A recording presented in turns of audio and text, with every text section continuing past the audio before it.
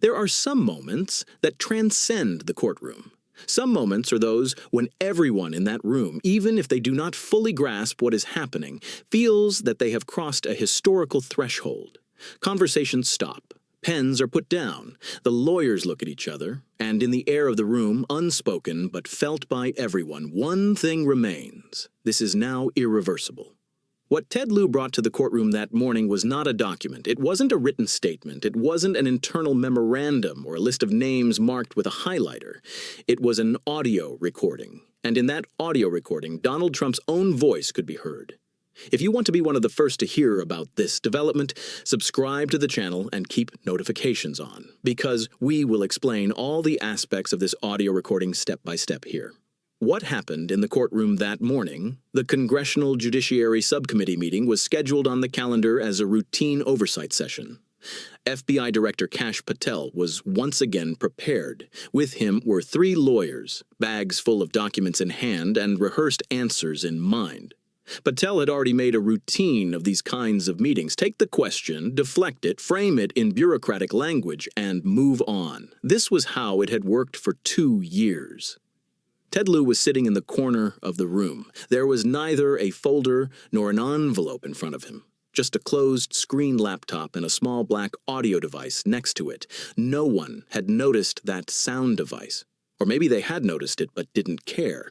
After all, recording equipment in courtrooms was not unusual. When it was Lieu's turn, he looked at the clock. It was exactly 11:38. He leaned into the microphone and, without any preamble or context, got straight to the point.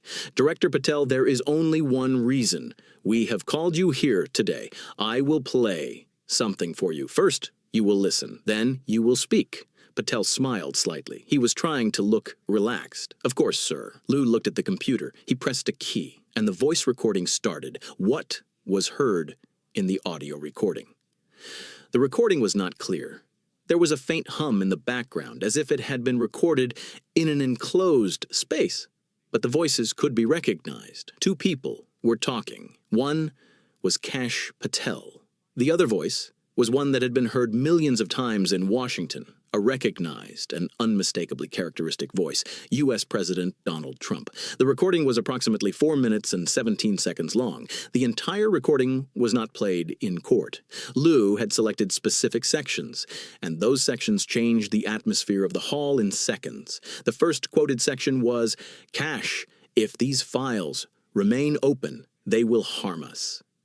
These need to be closed. You are the director, you decide. But this conversation shouldn't be recorded anywhere." Lieu stopped the recording. He looked into the hall. The lawyers were leaning forward. The Republican members were looking at each other. Patel, on the other hand, was completely motionless. It was as if, upon hearing that voice, he was refusing to believe in its existence. The second part was shorter but heavier. "I'm talking about the Epstein files. If the names there come to light, Kash, you know what you need to do."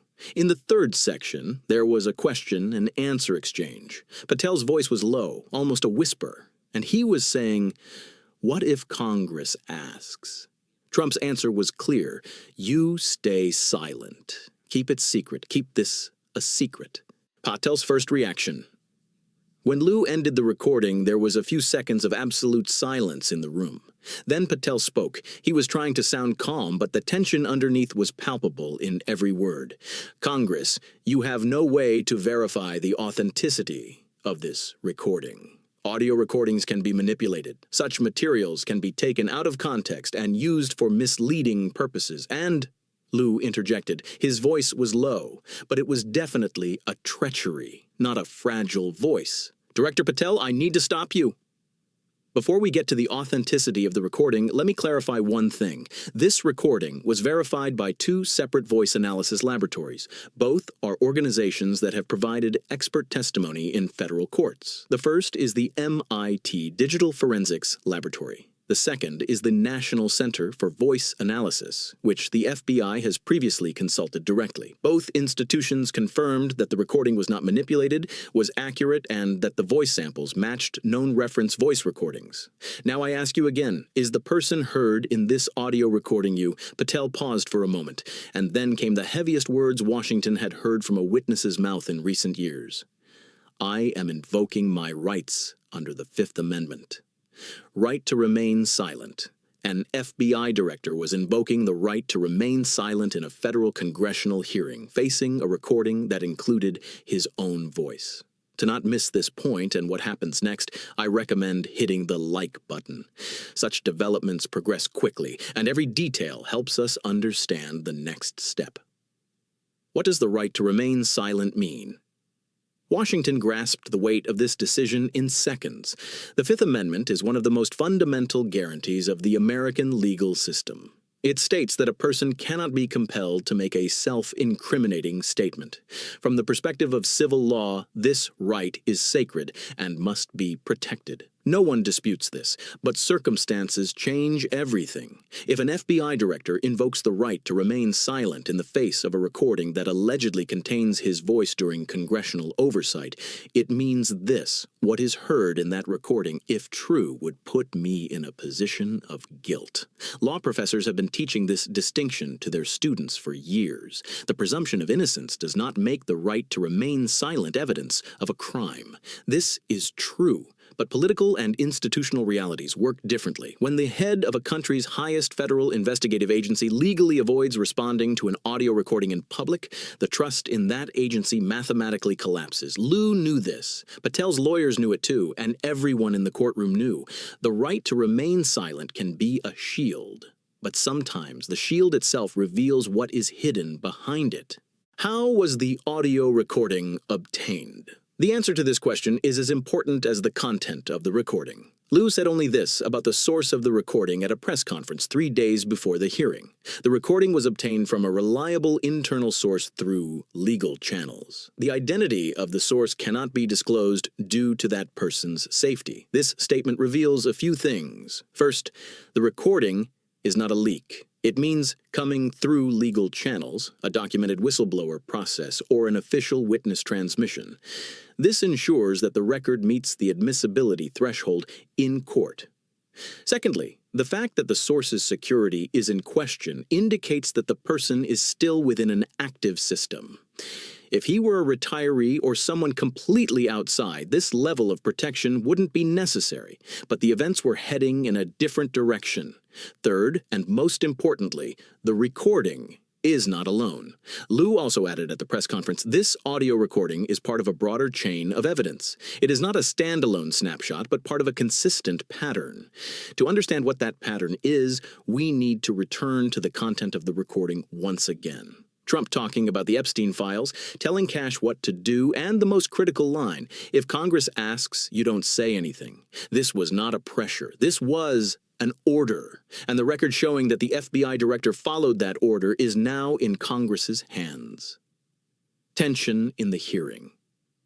After the right to remain silent decision, Lieu continued with his questions. Patel gave the same answer to every question, Fifth Amendment.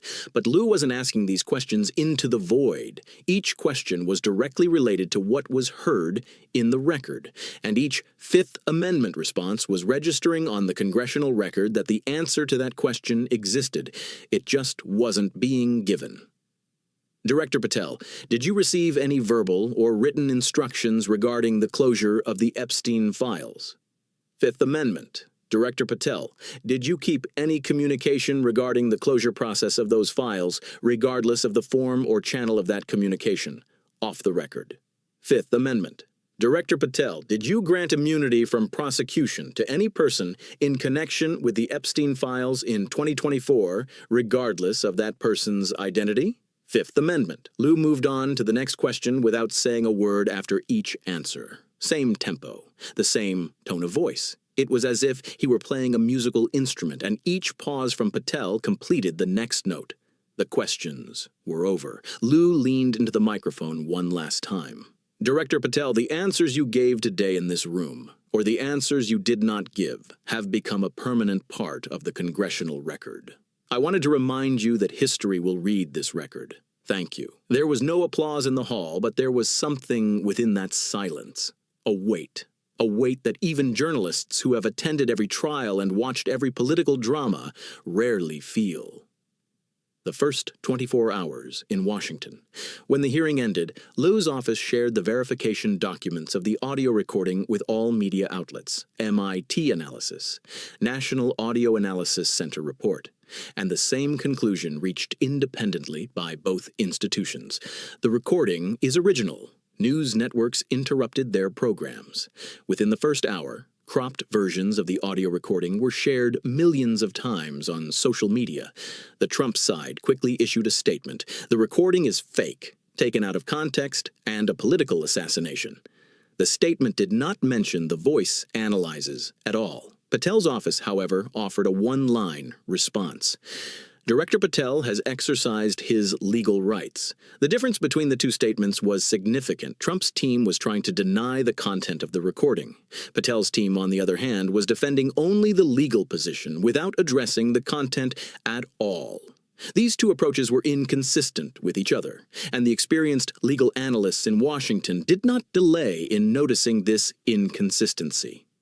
An analyst shared the following assessment with the public. If the recording were truly fake, the only thing Patel should have done was to clearly deny it. The right to remain silent does not deny the content. On the contrary, it means he doesn't know what to say if the content is true.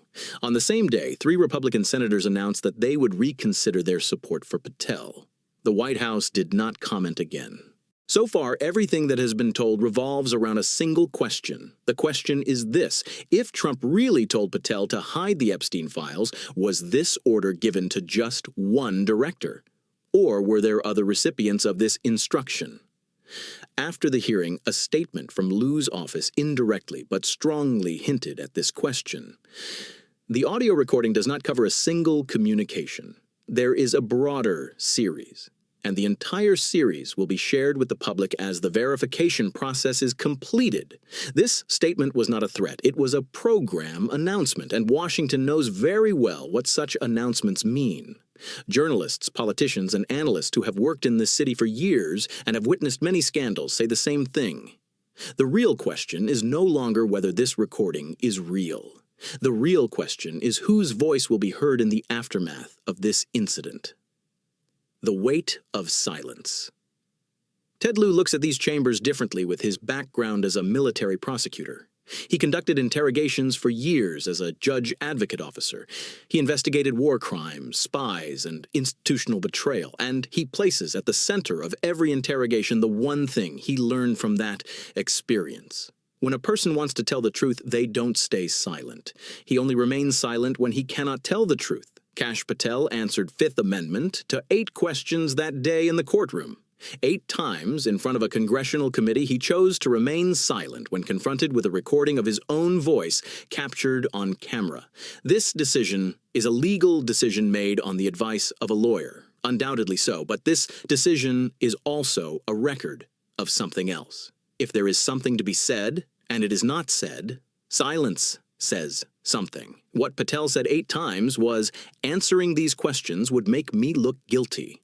What Trump said in the audio recording was, if Congress asks, you remain silent. And now Washington stands at the intersection of these two realities.